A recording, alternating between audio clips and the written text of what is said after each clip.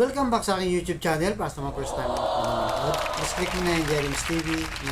Anyway guys, wala nang pumbayad to, libre lang. Tulong mo na lang din sa kapwa mo. Alright? Thank you very much po. So topic natin ngayon for today's reflection. So malapit na ang undas, bukas na guys. Kahapon, diniscuss natin regarding sa kinakatakutan ng lahat ay ang kamatayan. Pero pagkatapos nun, ano nga ba ang magiging buhay ng tao? Diba? Sinabi rin kasi sa Biblia kung ano ang magiging kalagayan ng tao. Para at least meron tayong idea. Diba? So, ang idea na to hindi siya nakakatakot. Ito ang pinakamagandang ending.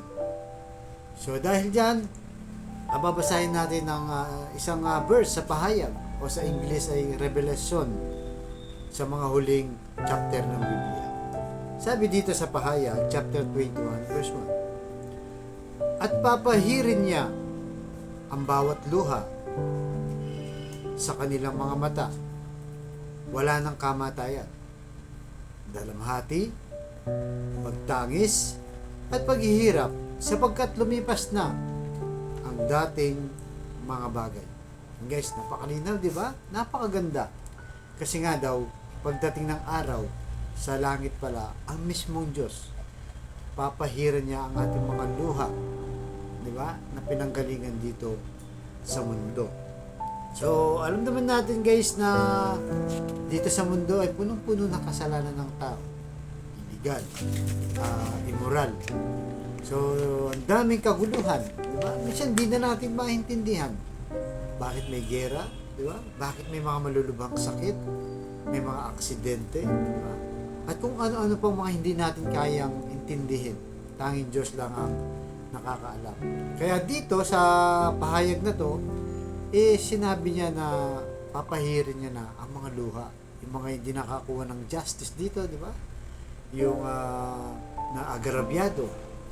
Lalo na yung mga taong may kapangyarihan. Noon pa naman yan guys, hindi lang ngayon sa panahon natin.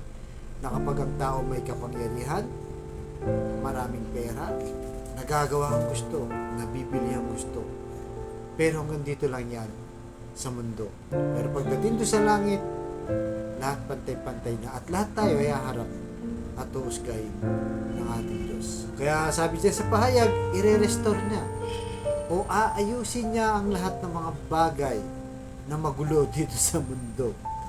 Diba? Kaya nga wala nang sakit, wala nang dalamhati, wala nang iyak, wala nang lungkot, wala nang lahat. 100% happy na talaga. Doon ang perfect life natin. Hindi kagaya dito, habang nabubuhay tayo, napakaraming challenges sa buhay. Basta ang importante ay manalig lang tayo sa ating Panginoong Yesus na kung saan alam natin na siya yung magliligtas sa atin balang araw.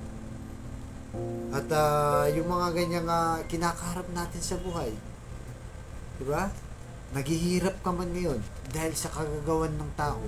Dahil nga doon sa sinabi ko, mga makapangyarihan, mga may pera sa lipunan, ginagamit nila yan para agarabiduhin ng isang tao.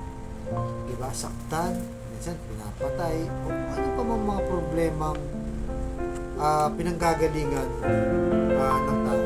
So kaya ang importante, habang nabubuhay po tayo, panghawakan natin ang mga salita ng Diyos na balang araw ay ating aanihin yung mga sakripisyo natin dito, yung paggawa ng mabuti ng kalooban, paggawa ng mabuti, pagserbisyo sa Diyos, pagmamahal sa kapwa-tao. Yan po ang lagi natin ilagay sa ating mindset. Dahil yung mga taong parang tingin nila sa kanilang buhay, lalo na yung mga may kaya, may mga kapangyarihan. Hindi naman lahat guys, baka ma-misinterpret mo.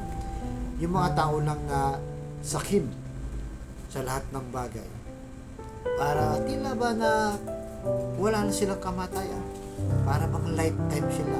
Parang immortal sila guys, di ba? Parang hindi nila iniisip na yung mga karangyaan dito sa mundo, yung kapangyarihan sa mundo, mga temporary lang yan. Pahiram lang actually ng Diyos yan. At kung ang mga kapangyarihan na yan, yung kayamanan na yan, ginamit mo Di ba? Sa kasamahan, naging sakim ka, hindi ka tumulong, hindi ka nag-share, balang araw sisingilin ka rin. Kaya kung tayo mga ordinaryong tao lang, simple lang po ang buhay natin. Makontento na muna tayo. Habang kung ano man ang sitwasyon mo ngayon. Diba? Balang araw, aasenso ka rin. Kung ang estado mo ngayon, ganun pa rin. Matagal mo nang hinihintay na umasenso, hayaan mo lang. Tuloy-tuloy mo lang ang buhay. Aasenso ka rin. Pero huwag tayong gagaya sa mga taong sobrang asenso na. Sobrang dami na ng kayamanan. Sobrang dami na ng pera. Diba? Makapangyarihan na. Na tila ba wala na silang pakialam. Na tila ba habang buhay silang buhay. Kaya panghawakan po natin itong mga nararanasan natin ngayon. Mabigat man yan, di ba? Hindi na rin natin maintindihan kung anong klaseng problema meron tayo. Importante manalig tayo sa Diyos at malalagpasan din natin yan. Pag nalagpasan natin yan, doon na yung sinasabi ng pahayag na wala nang kapdi, wala nang pasakit, wala nang sakit, at wala nang lungkot. Puro kaligayahan na. Dahil papahirin ng ating Diyos ang ating mga luhang pumatak dito sa mundo. Kaya sa kapatid natin ngayon, nanonood sa aking vlog, na malubha na po ang karamdaman, may problema sa pamilya, at problema rin sa finansya.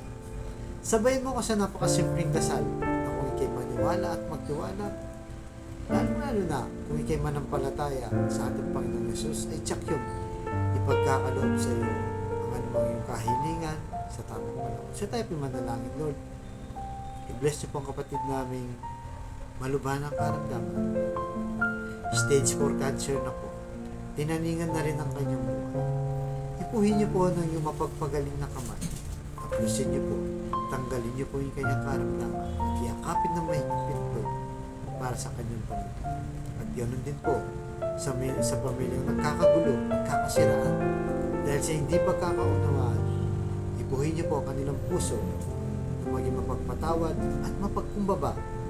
At pagbigis-bigisin niyo po muli ang magandang relasyon ng kanilang pamilya. At ganoon din po sa financial, Lord, na kailangan po namin lahat, lalo na sa mga kapatid namin walang-wala, Lord. Ultimong pambili ng 1 kilo lang ng bigas, ang ulam, iniisip pa po. Pinuproblema pa kung paano itatawid ang kanilang mga pamilya sa maghapon. I-bless niyo po ang aming hanap buhay para sa amin.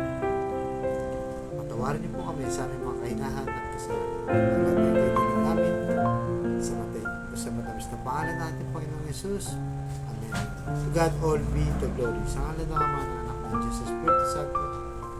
Thank you very much po.